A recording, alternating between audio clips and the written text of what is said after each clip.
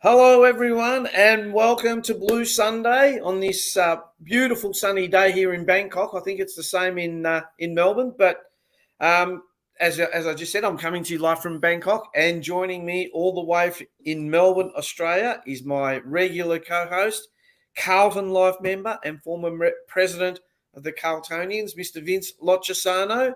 Hello, Vince. G'day, How Joe. are you today? Very well, mate. Very nice, warm weather down here too. Probably the last little remnants of summer still coming upon us here.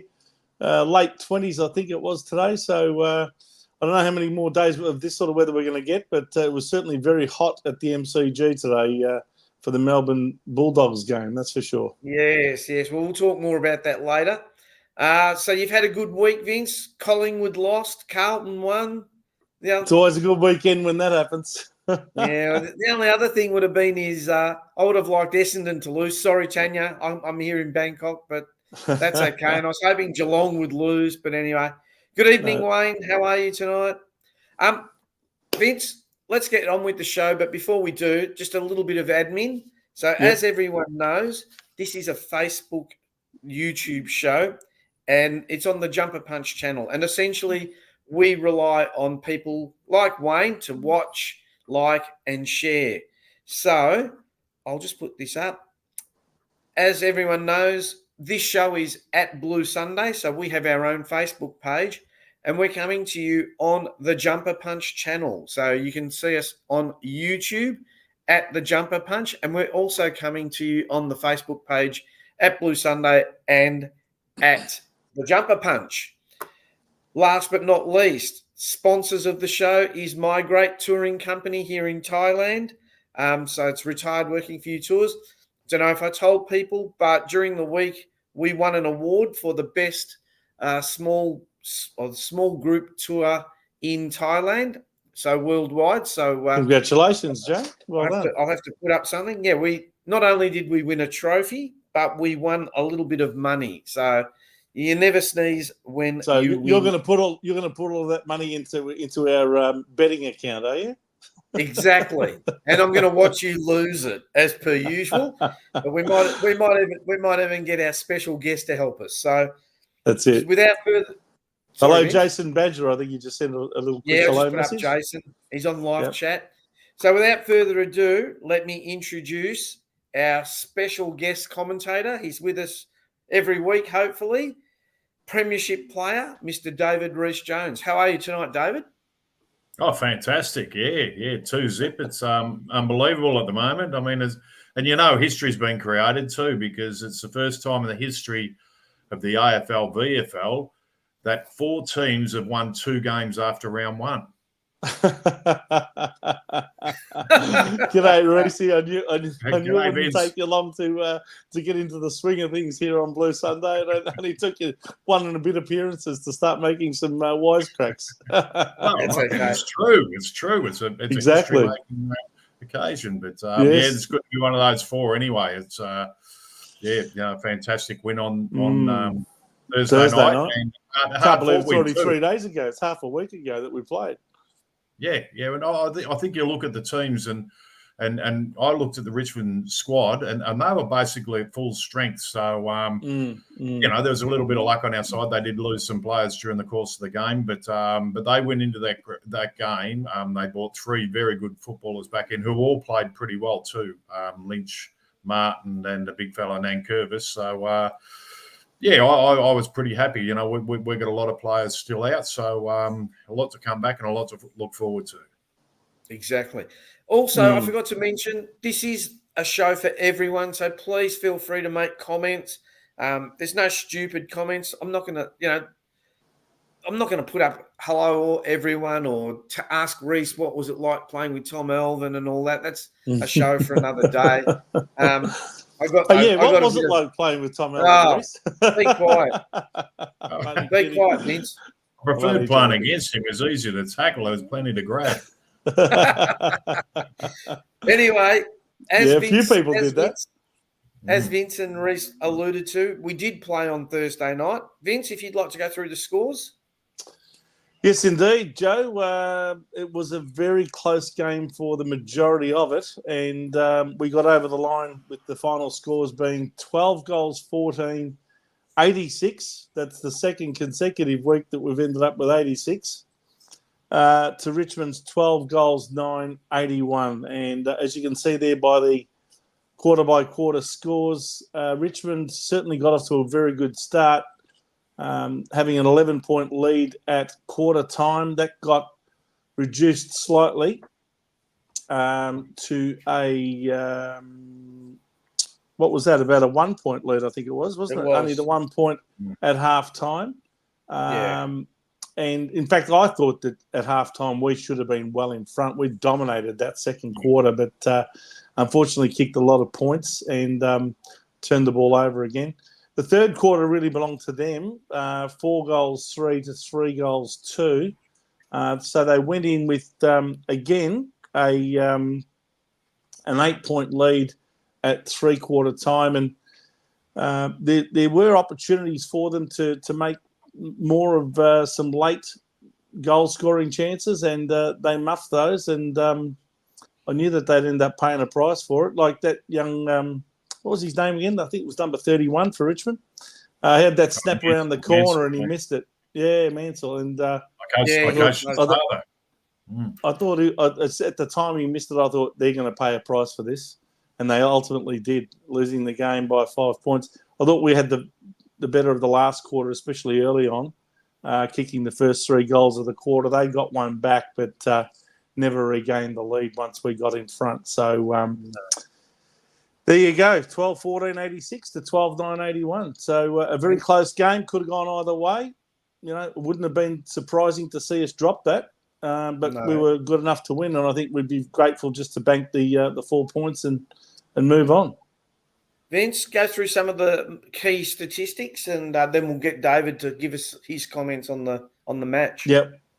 Well, if you have a look at the stats, these are the ones that really stand out as being the biggest discrepancy of all of the various statistics. So we try and identify those for this show beforehand and put up the most relevant ones. So as you can see, we had a good 10% more possessions there. Disposals are 355 to 322. And also we disposed of those far more efficiently than Richmond as well, 72% to 66. They had quite a few clangers, as you'll see down below. Free kicks, we also had the better of the umpiring there, 24 to 17. I thought we had just about every free kick paid to us that could possibly be paid to us in that last quarter. So we're a bit fortunate there. Uncontested possessions was where we also had a dominance over them, 219 to 169. That's 50 extra possessions uncontested around the ground. That's going to make a difference in the end. Uncontested marks as well, 86 to 59, which again probably just points to that sort of chipping around the ground, kicking it to uncontested players. There's the clangers, 81 to 52. They really did butcher the ball a lot worse than we did. Tackles, we also out-tackled them, 69 to 54. Tackles inside 50 as well, almost double. Inside 50 entries was 65 to 50. So that might be a little area of concern, Rhys. There's 65 entries for only 12 goals. Not that many goals for that amount of entries, I would have thought. And the shooting accuracy, Richmond was in fact better than us, and that's why we ended up with 12 goals and 14 points from our 26 scoring shots, and they had 12 goals from only 21 scoring shots. So they were the main discrepancies. What did you make of those, Rhys? Did you see anything in those stats that was of interest to you?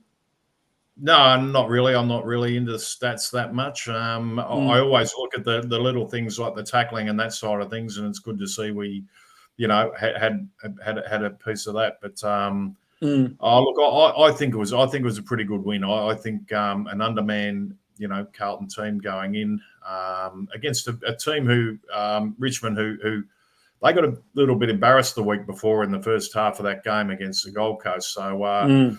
And they had 3 very good players, as I mentioned before, coming back into that team. So, that we knew they were going to come out hard. And I, from the start of the game, I was hoping, if we'd have won by 1 point or that would have been good enough because, they're going to worry a lot of teams. I don't think they'll make the 8, but I think they are going to beat a lot of quality teams who are not on their game during the course of the year. So, and for us to have the players that we have got out, and the players who've been in there, we made mistakes. So I think looking over the round 0 and the round 1 so far, there's been a lot of mistakes made, a lot of real bad mistakes that have cost goals, and right across. And I've watched a lot of footy over the last couple of weeks. So it's been interesting, and just I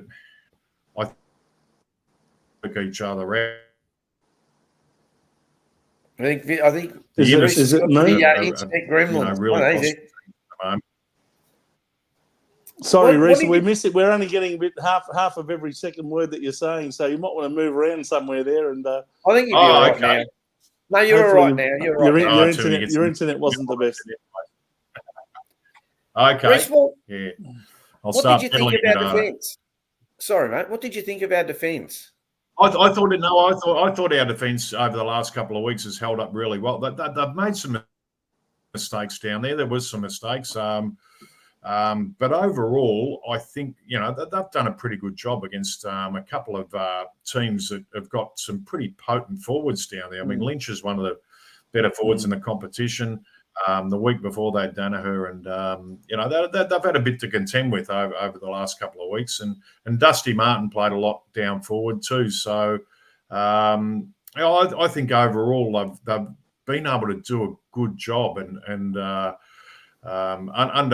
put it this way, you put Wiedering back into that back line, and it is just going to look so more solid. It's going to be a lot more balanced around the place.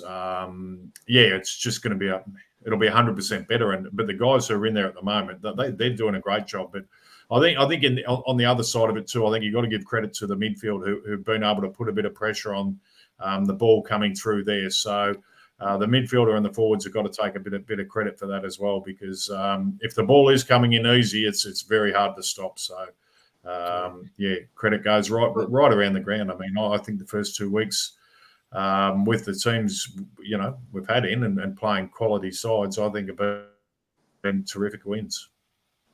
We've got a question here. What did you boys think of Adam Uze's game plan as opposed to Michael's Voss's? I'll leave that to you two experts. I don't tend to look at game plans and that type of stuff, and unless you get a Ross Lyon type who just floods the back line and makes life very, very hard for you. It's very hard unless you're at the game to notice the various things that are happening. And I think most teams now get their drive off their back line.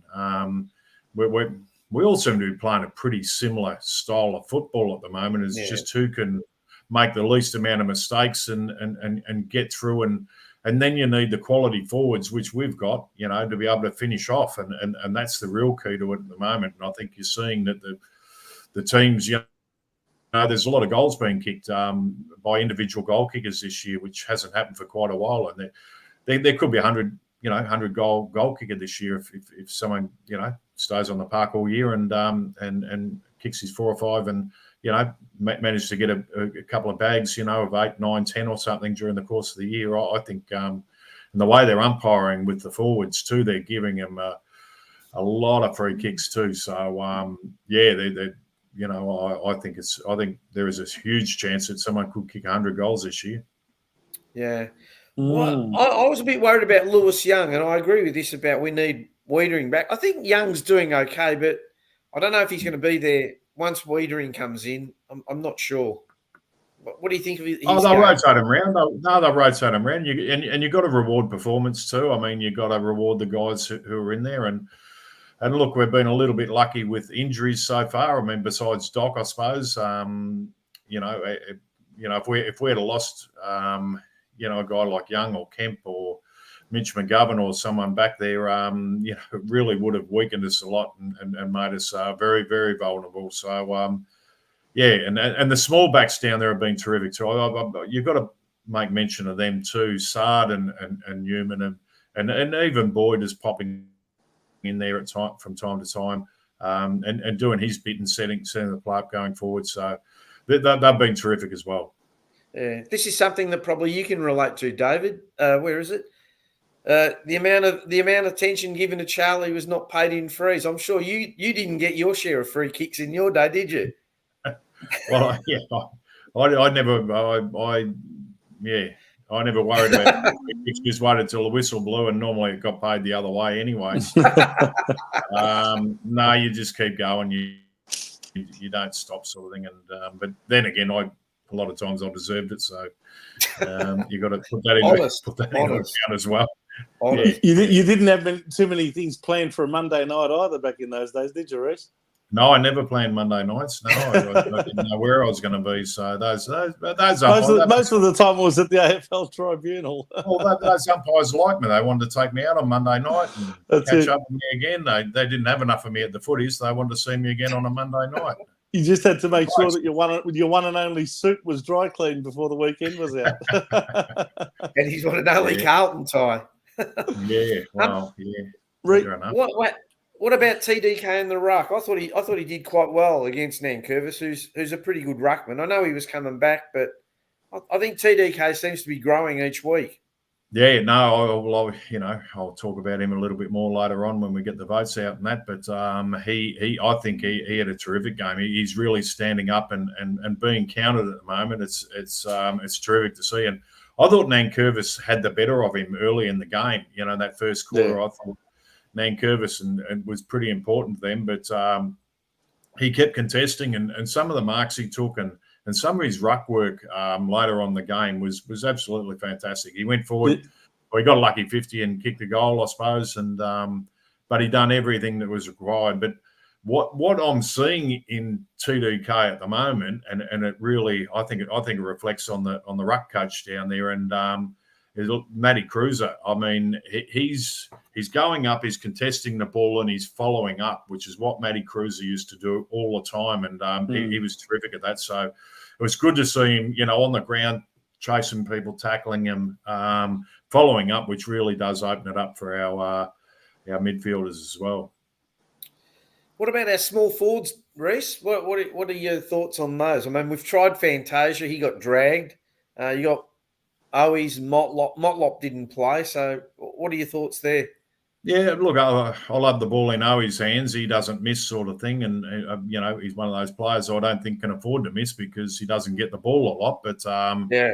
As long as they're popping up when they need to, and once Motlop and Martin are back around the place, you're going to see some real heat on that position, those small forwards. So Durden, Motlop, Owies, they all can't fit in the one team, and Fantasia's in that mix as well. So you're going to have probably two of them out of the four, so the other two will miss out. So it's whoever's playing well at the time, and there's really is spots there to be solidified over the next couple of weeks, or you could see yourself running around in the Magoos.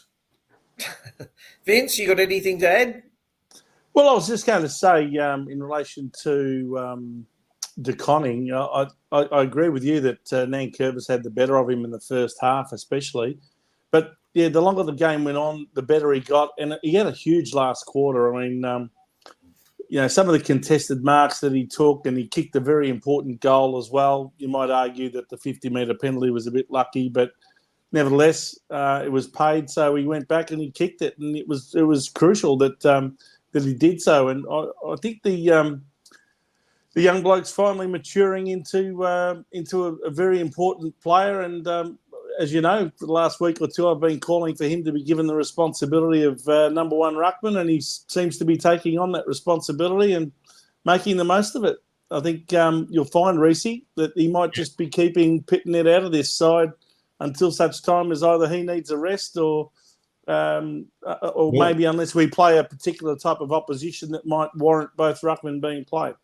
Well, to be perfectly honest, I can't wait for Pitnet to come back, and it'll allow us then to rotate Tom De Conning through that forward line, and I think he's going to be real dangerous down there as well as around the ground as well. So that then could allow Charlie to play a little bit higher as well and get more involved in the play and bringing the ball forward. So I think they've got, they've certainly got some weapons at their disposal if they can get that happening, and Pitneck could be a key to that as well.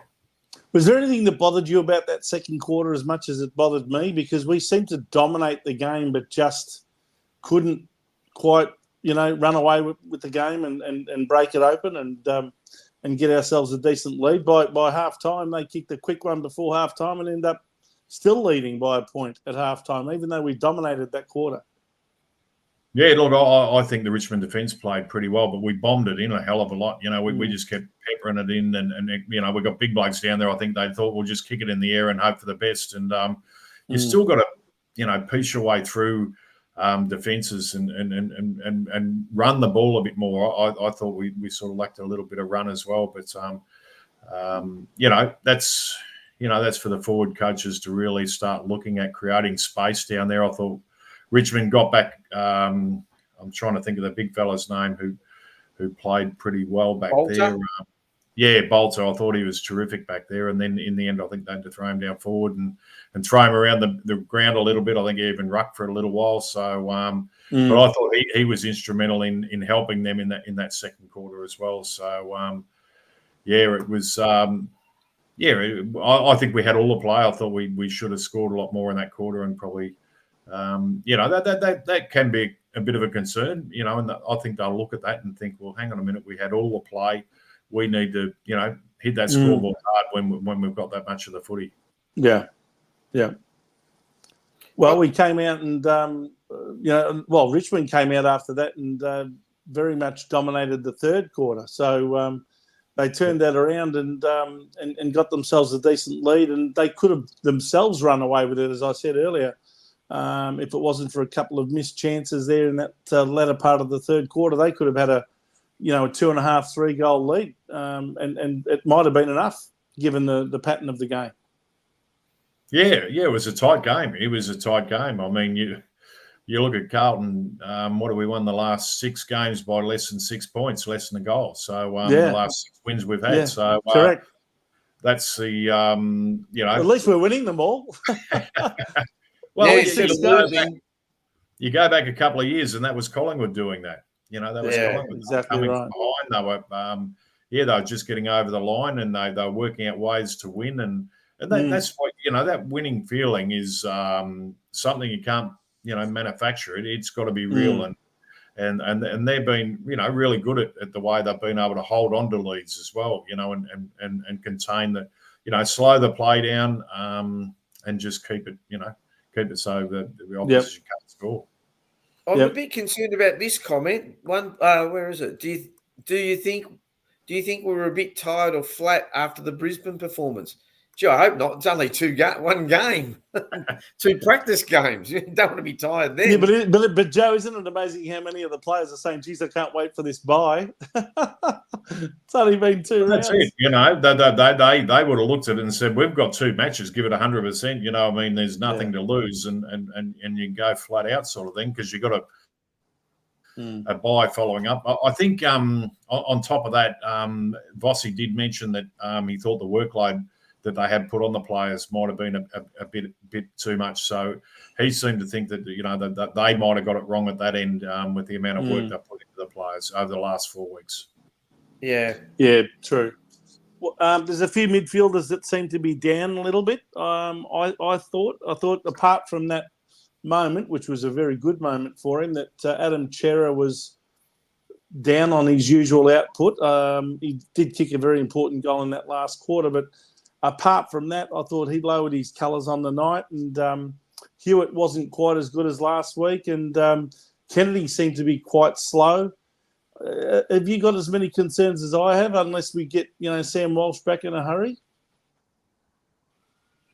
Hello, you there, Rhys? Yeah, look, we need Walshy back for sure.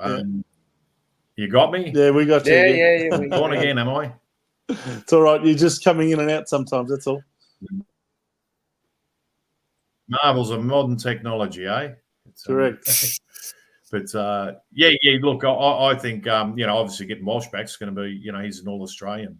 He's going to be very, very important to us to get back into that midfield, and that allows the other guys to play on the third or fourth midfielder. You know, I mean, they're playing on lesser people rather than getting targeted a bit more themselves. So you've got to expect that in the midfield. And I think they've been doing a good job anyway, and I think they've been putting enough pressure in that midfield to allow not allow the opposition to get the ball in clean, to their forward lines. Do we know the extent of Walsh's injury? Because I mean, one week he's out forever, and next week he's back in 2 weeks. I don't think anyone knows what's going on. No, I don't think anyone does, and until he runs out on the field, that we won't know. But there's been rumours going around he's going to require surgery and he's going to be out for the year. There's others, he actually spoke about it on the weekend and sounded pretty upbeat about it and the training he has been doing. So he seems to think he'll be back pretty quick. But I know one thing, they will not be taking any risks. You just can't afford to with a quality player like him. He's too good. He's wrap him in cotton wool for as long as we need to, and while we're playing, pretty good footy at the moment, and a kid like Jack Carroll's been able to jump in there and show his wares. I think that's an added bonus. That's something we really need to be celebrating. Sure. He's been around the group and it's interesting. I see that he buddied up with Cripper over the summer and been really hanging under his wing. Yeah, and Cripper looking after him. And I think that's, been really important in giving him confidence to know, he can get and play league footy and get out there and play good league footy. And he's been a real bonus out of all the Walsh not being there. And Doherty as well. Yeah. I thought Hollands has been a bit down on form this year. I know he's only young and it's only 2 games, but I was sort of hoping he'd build on last year. But he's a young kid. He's got plenty of time. I still think he's going to be a good player. Yeah, look, I haven't been at the footy as much, and I'm, you watch it on the small screen, and it's hard to really gauge how much. But one thing I did notice was the running that he was doing. I mean, you'd see him at both ends of the field, and Blake Acres was another one who seemed to be popping up back in the back line, and then you'd see him down the forward line helping out down there. So the wing position now is just a non-stop running exercise. It is up and back. Up and back. It is the whole game. You really need to be back helping the back line, and if you're not there, they're going to get easy goals. So that's how vital that is, and you need to be able to run all day, and we've got 2 guys there who can do it. So that's as they say these days, Rhys, that you need to have the tank or the engine, if you like, to do the kilometres. Otherwise, I think that's why certain players, as much as we might call upon them to be on the wing, if they haven't got that tank, they're not going to play there, are they? A lot of people think that, for example, Sard should play on the wing. Well, if Sard hasn't got the engine to run that fast or run that far and for that long, well then, you're better off to have him on the back flank. I think that's what Zach Williams was another one. We recruited Zach Williams in the hope to turn him into a midfielder. Didn't have the tank. Yeah. So, look, he's played most of his best footy on a half-back line too. He hasn't really come through in the midfield, but he may come through, one day. You never know, sort of thing. But that wing position... He's leaving it late. He's already 30. Yeah. Well, the wing position really is a specialised position now. And you look at what's happening now with the recruiting side of things, and they are recruiting guys who can run. The guys who are recruiting to run all day, they're playing round one. There's been a few guys who've made their debuts on a wing, and they're just running machines. They're absolute running machines. So that's what you need out there. I think I know where Joe's coming from. I mean, a lot of them are doing the kilometres, but they're not necessarily getting the ball a lot. I mean, if you have a look at how many Ks young Hollands runs in a game, it's quite a lot. And then you look at his stats, and he's had 8 possessions. Cottrell, the same, 10 possessions. Although Cottrell tends to snag a goal a game, roughly, when he plays. And he did that again on the weekend, on Thursday night. So at least he's good for a goal. But, I think we've still got some players that have got some question marks about their ability to actually win the ball. Fogarty's another one. Fogarty's there got to hit the scoreboard a bit more than he does for a half forward. Yeah, Fogarty plays as a negative type of forward. He plays that negating type role and to tackles a lot.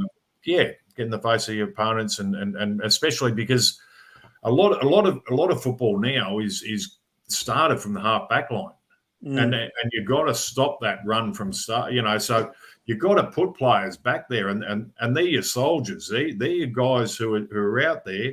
They're not there to win you the game. They're there to do a job.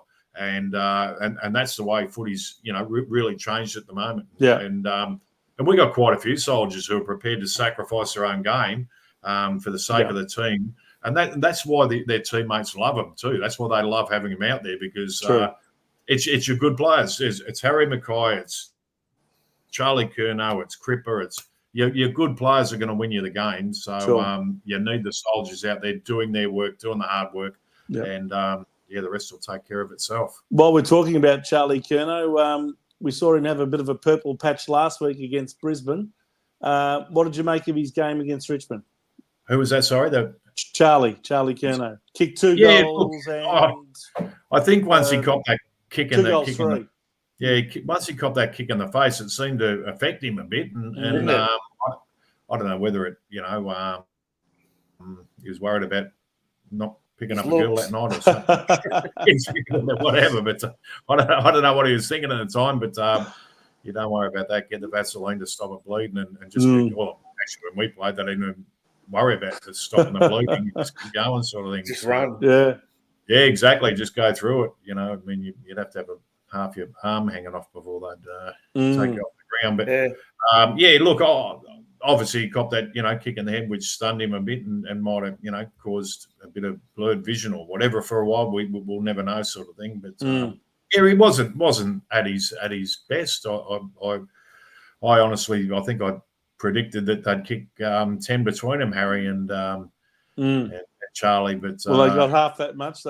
Harry got 3, they got 5, Charlie got 2. Yeah. So but they're going to burst out. They're quality players, and they're both going to kick big bags this year, and it's just a matter of time. But I'd like to see Charlie probably working up the ground a little bit more when he's not getting as much down there, because he's such a great athlete. I think his athleticism is being wasted because he's standing inside 50 for how long and not getting so at times I think if he's not getting the ball, push him up the ground a bit and because he's such a beautiful kick and he swings and penetrates into that forward line so well. So we've seen Harry push up as well and do that. So I'd like to see them both sort of pushing up a bit, and that's where I think when De Conning or when we can sort of slot him down there when Pitnet's back playing good footy, you can do those types of things. You become even more dangerous than we are now. And hasn't Harry gotten off to a fabulous start this year? Yeah, he's been terrific. He's doing everything at the moment. He's clunking them. He's going back with confidence, kicking goals. So. Yeah, you've got. I think that's a really good feel-good story of the year so far. I reckon that's Harry. It's only what about McGovern? Much maligned. I think he owes us a lot. I think he played a really good. I think Thursday. I was going to say Saturday. I think Thursday was probably one of his better games for us in the blue. Yeah, look, he's a quality footballer, and I think I've said before that if he can be the 80% of his brother, we're going to have a real bargain there. But he's learning the caper back there, playing on some dangerous footballers too. He's playing on some some pretty dangerous footballers. So he's getting the hang of it, and it's starting to come together for him. There was one instant he ducked the head a bit, and I didn't like that. Other than that, I thought he had a pretty good game, and he's going to keep building. And once Wieders gets back there, you're going to see these blokes start to blossom. You're going to see Sard and Newman, McGovern be able to sort of take off and with a bit of confidence and knowing got Wieders back there as your backup.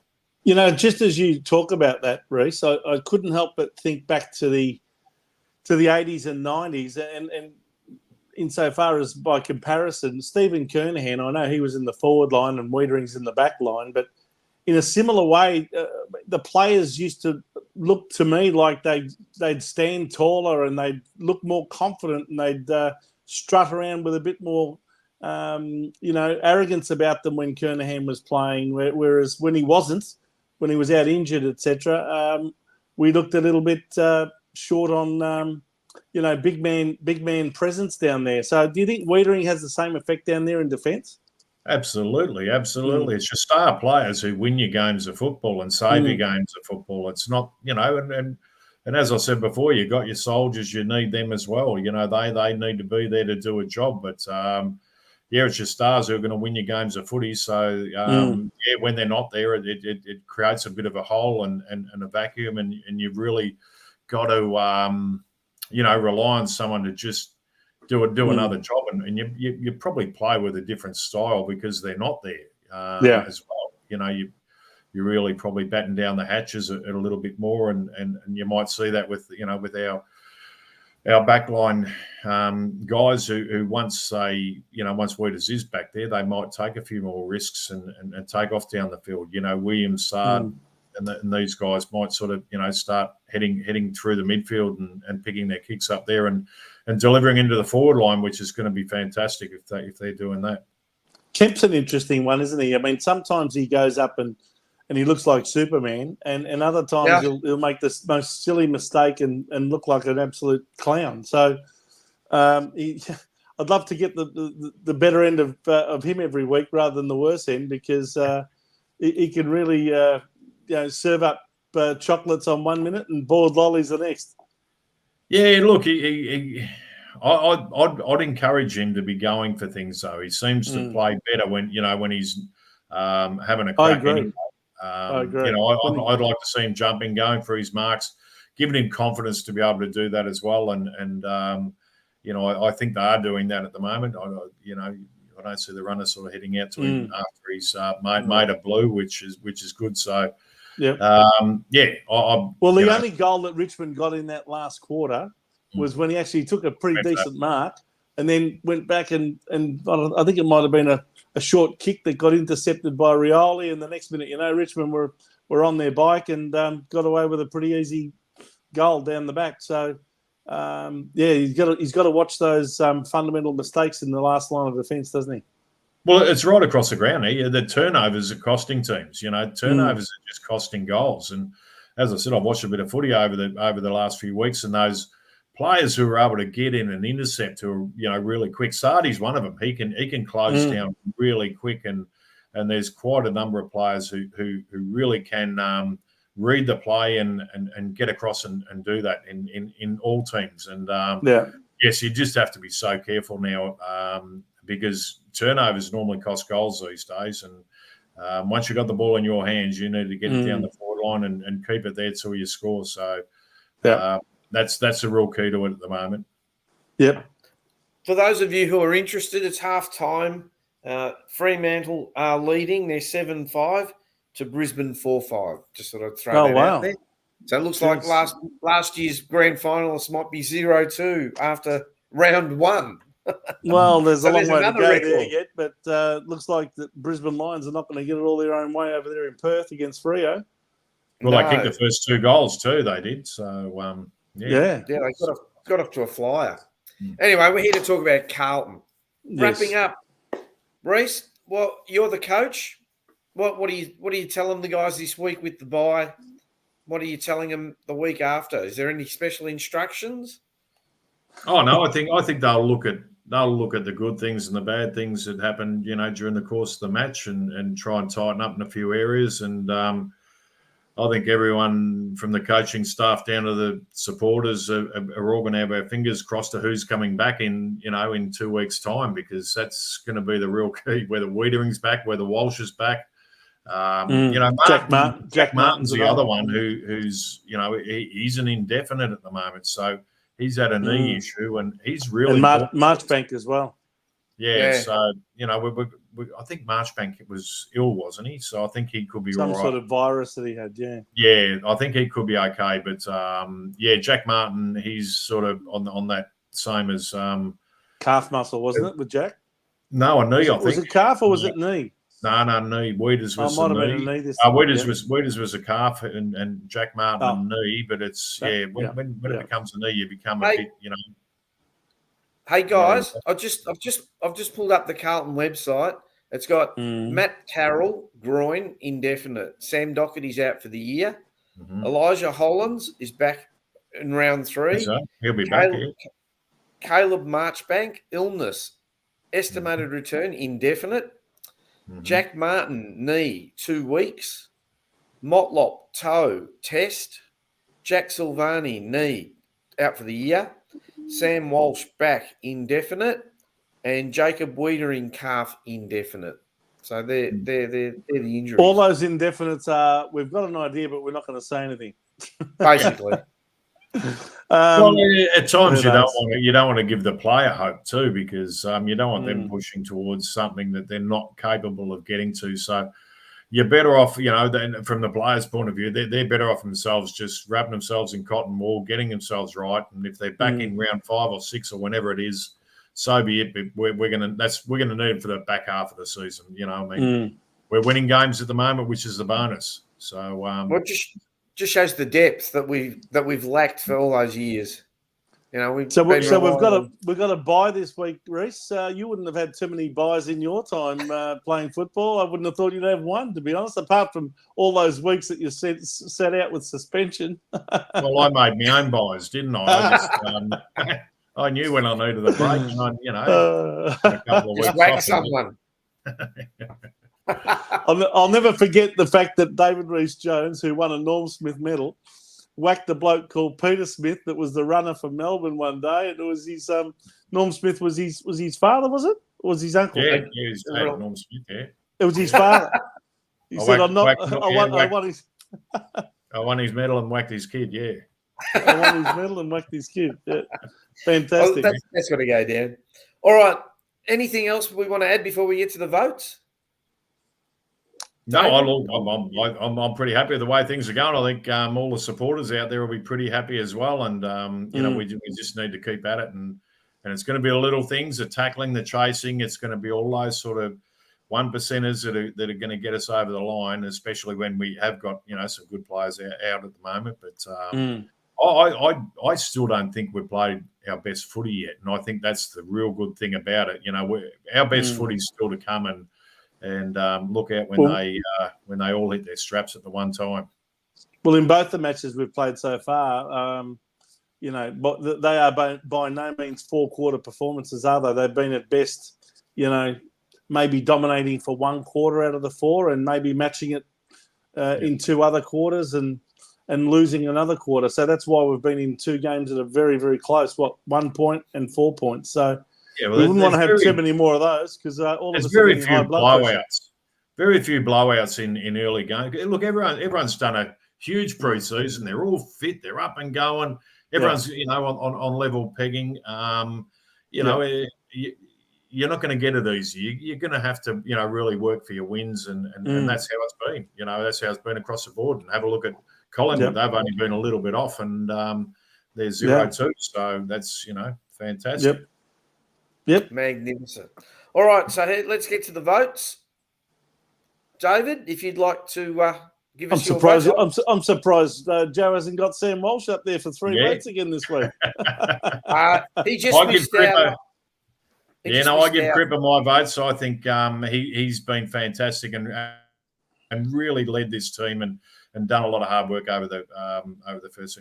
Tom DeConning, I whacked him in for a couple of votes because I just thought he was fantastic and really, really important for us. And his follow-up work, his tackling and chasing and marking around the ground. And big Harry Mackay, kicking 3 goals again, doing the hard work. He, does a bit of ruck work as well along the way. So he got the 1 vote as well. Okay. And apologies to quite a few there. Before we you can't put them all in, can you? No. Just like to thank Seba for his donation, $7.99. Much appreciated. Thanks, Seba. Good on you, Seba. Thanks, mate. Very much appreciated. Not by a bit. Big Vincenz, give us your votes. Well, it looks like I'm the only one who wants to recognise Mitch McGovern. I actually have been a big critic of this bloke over a number of years. And as Joe keeps saying, he owes us for quite a few years where he didn't really give us much, didn't really make it onto the park for too many weeks every year. But he seems to be in now career best form. He's fit, he's firing, he's fast. And he uses the ball brilliantly. I think he went at something like 92% disposal efficiency on Thursday night. And I reckon that's the best game I've seen Mitch McGovern play for Carlton. So I gave him my 3 votes. Paddy Cripps, what more can you say about this guy? 31 possessions. He just bores in, leads from the front. Great captain. What would we do without him? I shudder to think. And 1 vote to Harry. Again, great start to the year by Harry. I think he's been a revelation so far, and great to see him kicking with some confidence, especially for goal. Yeah, so my votes, I'm like David. I gave Patrick Cripps 3 votes. I thought he was outstanding. I think fantastic captain. Harry McKay, brilliant year this year, so he's had 2. And I thought Saad did quite well. He got a lot of possessions, and I thought he did quite well on Shea Bolton. You know, Shea Bolton, every now and then, he's a good player. I thought he kept him rather quiet. So, and apologies to Sam Walsh, he just missed out on my votes. So, sorry, Sam. Once again. And that leaves us our leaderboard. Patrick Cripps has hit the front on 14. Mm-hmm. We've got Harry McKay on 12. Equal third, we've got Hewitt and McGovern on 3. Then in 5th place, we've got Tom de Koning. And then at equal 6th, we've got Nick Newman and Adam Saad. And that leads us to our next bit, which is the Spirit of Carlton Award. I've got this somehow. Yes, and that goes to Nick Newman. I think I was looking on that back line, and I thought I've got to start praising the back line because they've done a terrific job to restrict the opposition. And this guy also sets us up a lot too. He'll some of his foot passing through the middle and just his confidence, I think these days. Really goes a long way, and you know, I was tossing up between him and Sardi, to be honest, but Nick Newman got the nod. Yep, and good choice. I think so. That was an excellent choice. Played very well. By the way, that's NIC for Nick. So there's a mistake. I told you I'd pick out a mistake. I told you at the start of the show. That I made a mistake and you had to pick it. So you've done very well, Vince. There's one more I've just picked up. There's one What's more that? I just picked up. Go back to your leaderboard on your votes. Sorry, not your leaderboard. The weekly one, the weekly votes. That one. Yeah.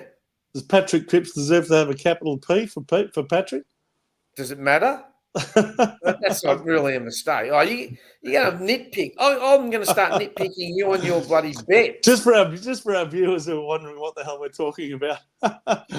We always joke that Joe always makes at least one mistake a week on his screenshot. So I said, I wonder what it's going to be this week, Joe. And he said, well, you pick it. If you can pick it, I'll identify it. So I did. There you go. You picked it. There you go. So Nick Newman, NIC for Nick. Well, I don't think that's a real name. Brings us to next week. Yep. Bye. Bye. We're off on holidays. we can't get beat. That's the most important thing. That's true. Well, I don't know. When we were terrible, when we were winning wooden spoons, we were losing to the bye, weren't we? Just about. Yeah. So obviously there's no tips, which brings us to our leaderboard. Yours truly's in front. No cheating. Yeah. And from now on, Rhys, when we have to tip the following week's game, Joe goes first. All right, I'm going to tip first. I think Carlton will beat the bye next week. All right. Last week, David picked Carlton by 42 points. Vince picked Carlton by 21, and I picked Carlton by 30. So, Vince, you're the closest to the pin. closest to the pin. You blokes all thought we'd have an absolute roller coaster not roller coaster. We'd cruise to victory. And we should have. I said I don't think we'll get it all our own way against Richmond. They'll come back hard after a poor performance in round 0 or whatever it's called, opening round. Apparently, it was a raging success. To give them credit, they really did make the game a great game to watch as a spectacle. I mean, if nothing else, that game yet again cemented the Carlton Richmond opening round or round 1 fixture for many years to come. You would think that Thursday night fixture always gets over 80,000 people. Pretty much a sellout every time, and it's generally a very close contest. Last year we actually had a draw, if you recall. Yes, it was. Yeah. Yeah. Vince, just look at this. I want you to read this comment. Peter Vlahos. Yeah. At least Joe makes less mistakes than some of the mainstream media who use AI in writing articles. Yeah, there you go.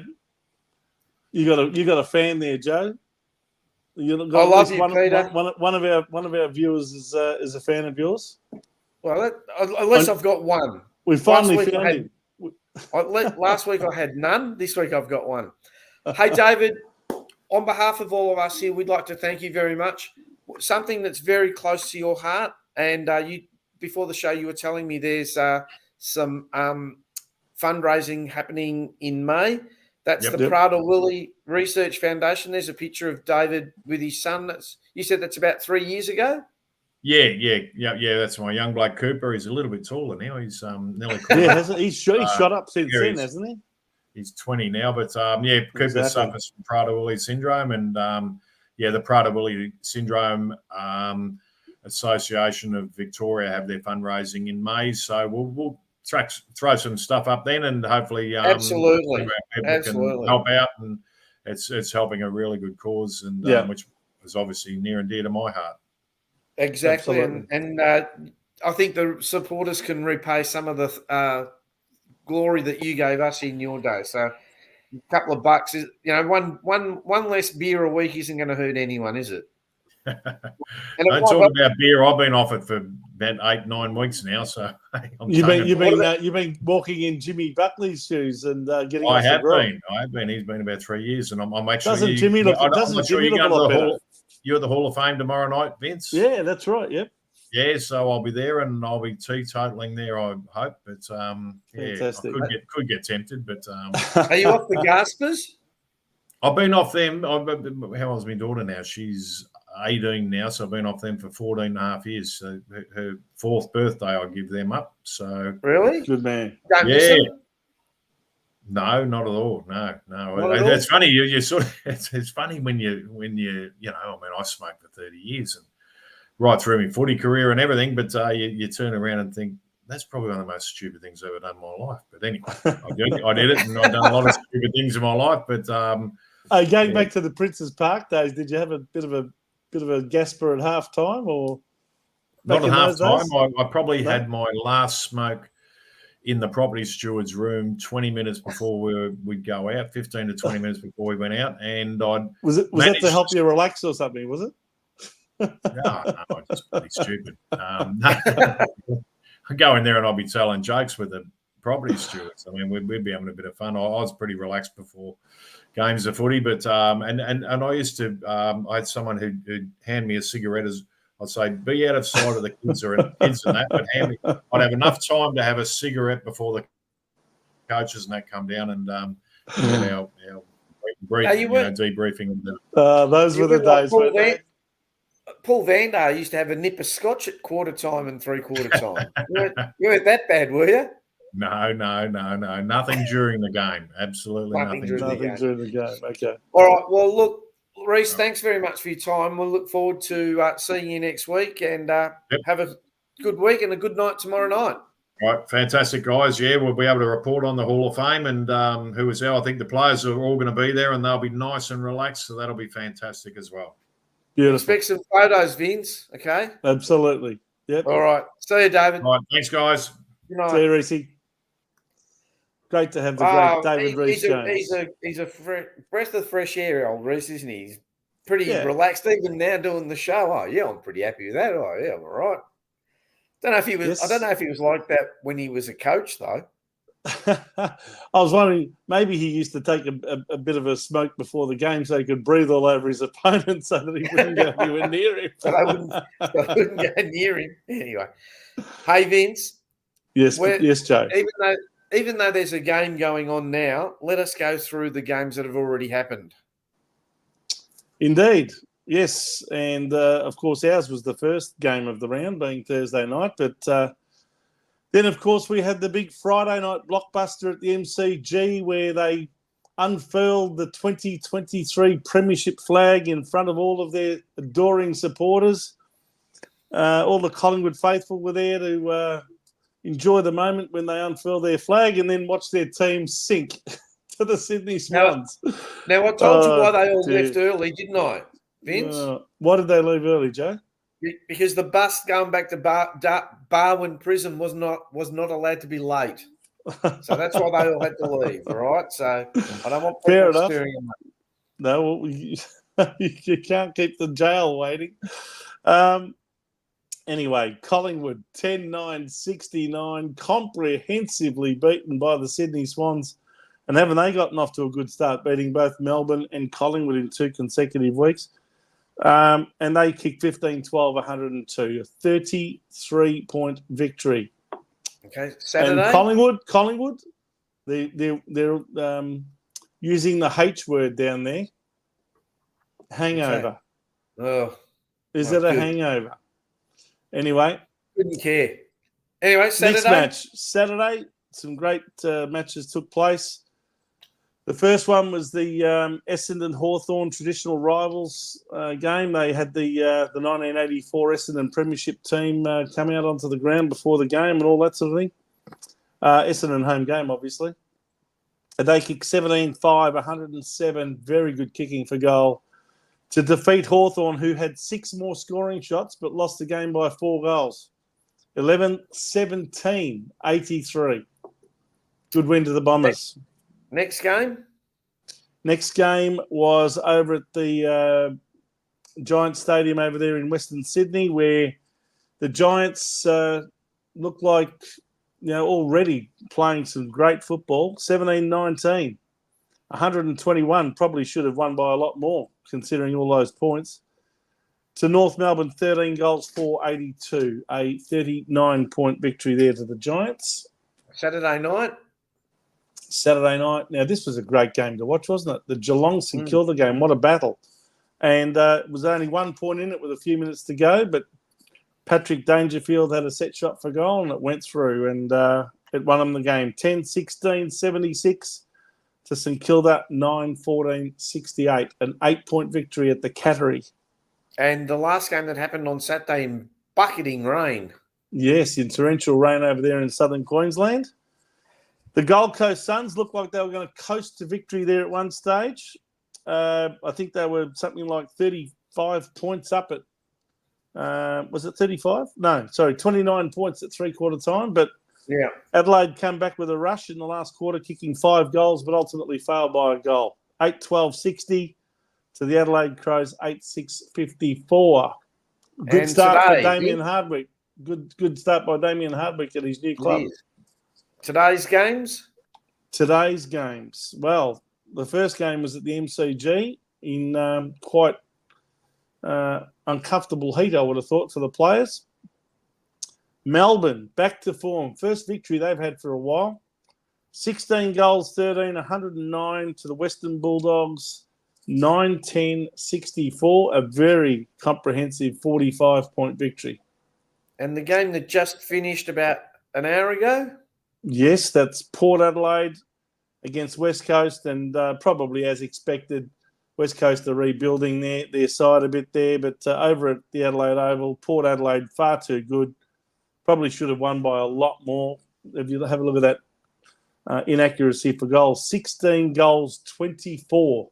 That's 40 scoring shots to 10-10-70.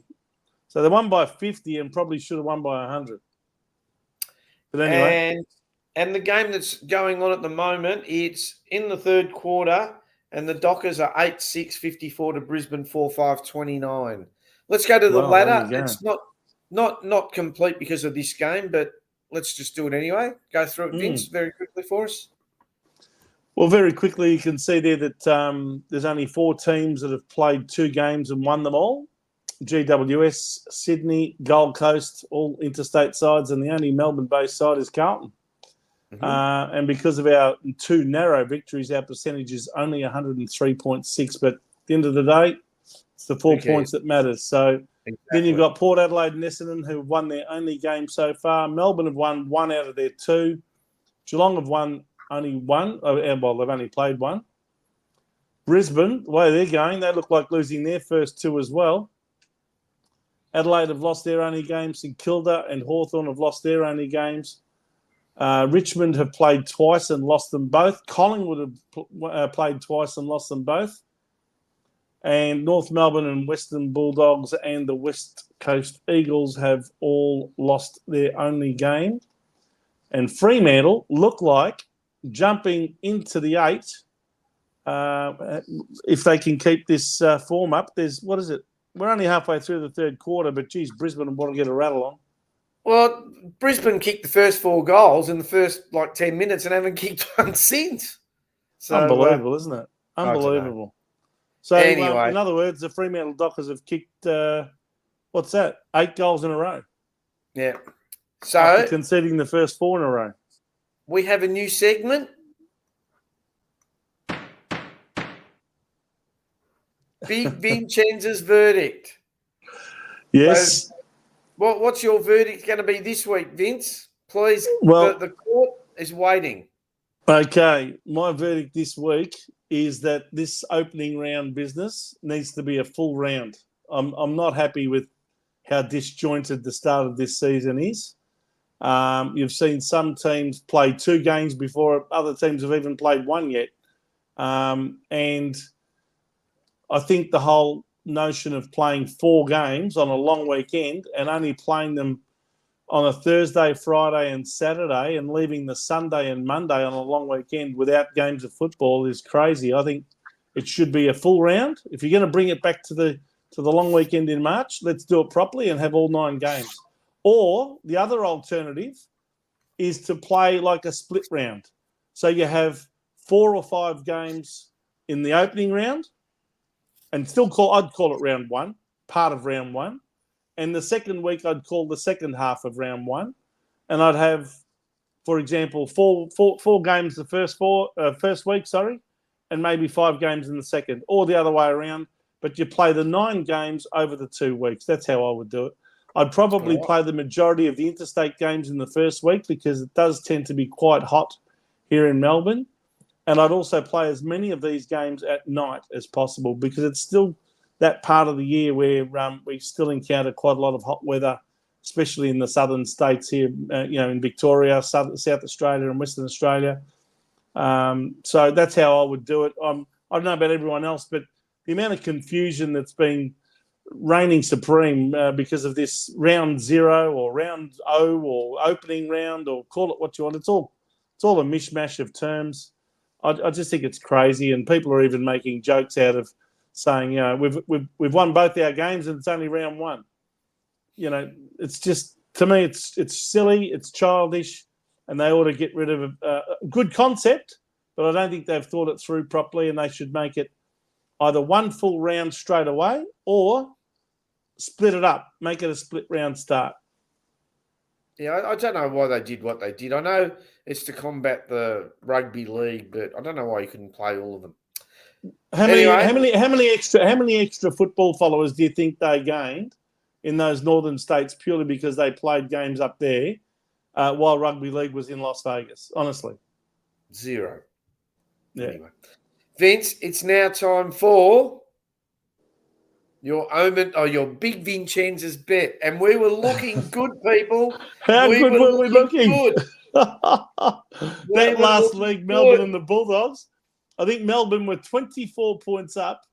Yeah, with about 3 minutes to go or something. 3 or 4 minutes to go. And they got about 3 goals, 3 in the last 4 minutes of the game or something, and ended up winning by 1 goal more than we could afford.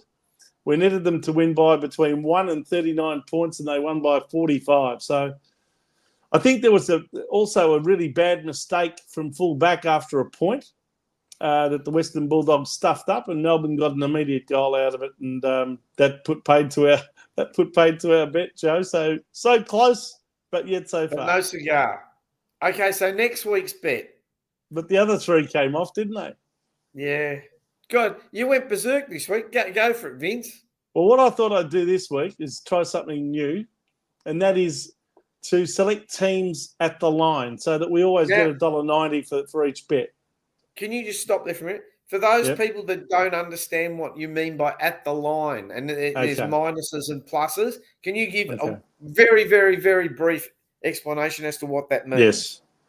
So what that means is that you're selecting a particular team to either win or to lose by no more than a certain amount of points.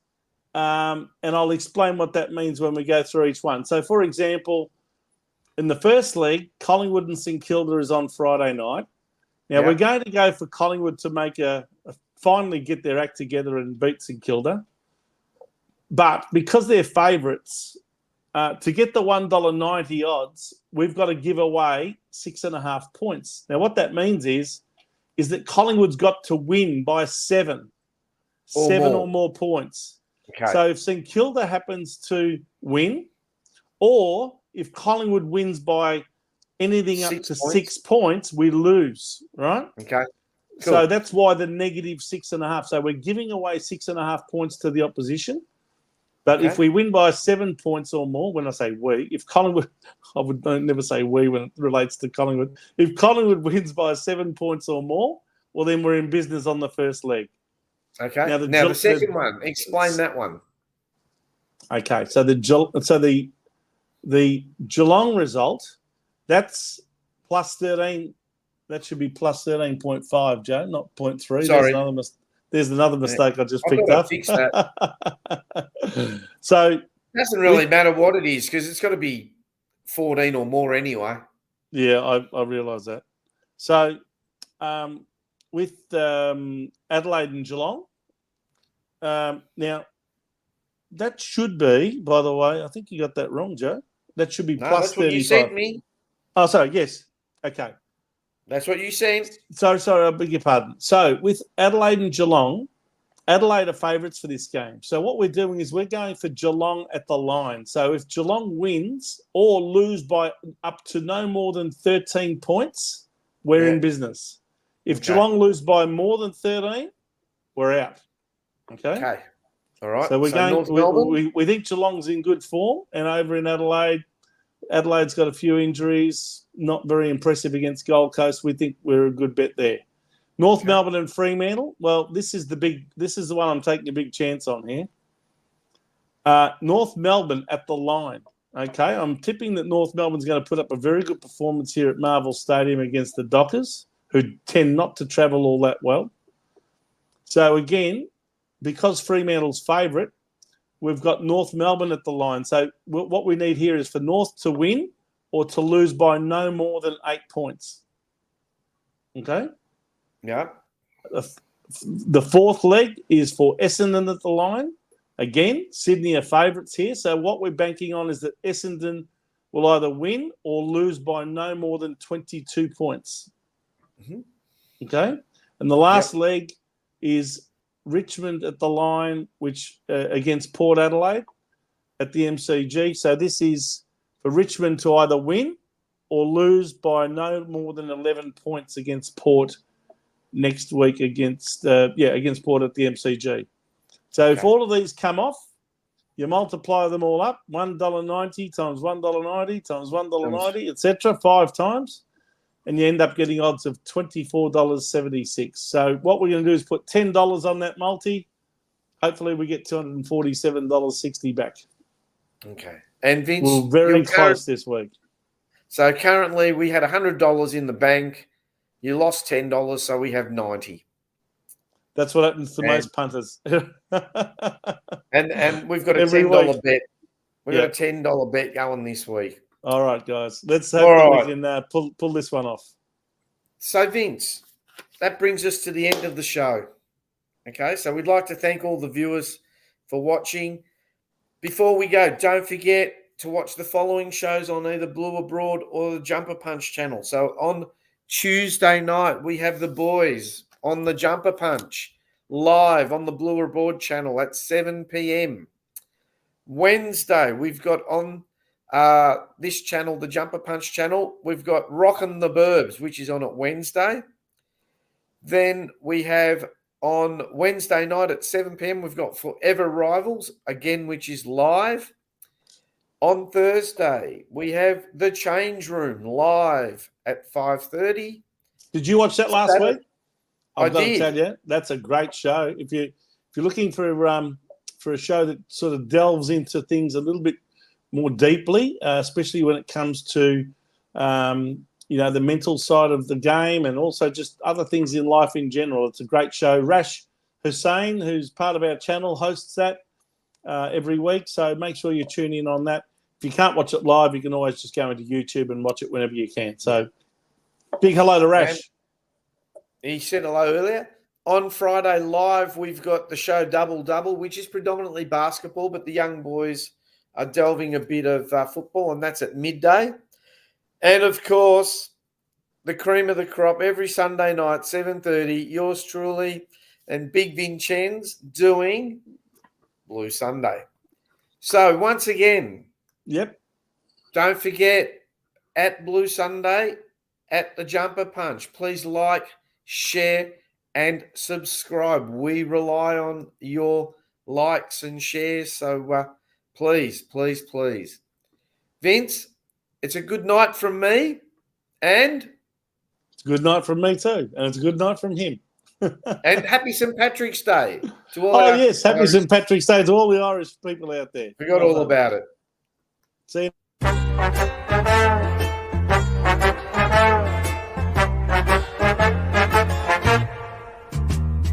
We are the Navy Blues.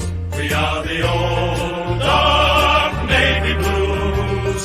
We're the team that never lets you down. We're the only team old Carlton knows. With all the champions they like to send up, we'll keep our end up, and they will know that they've been playing against the famous old dark blues.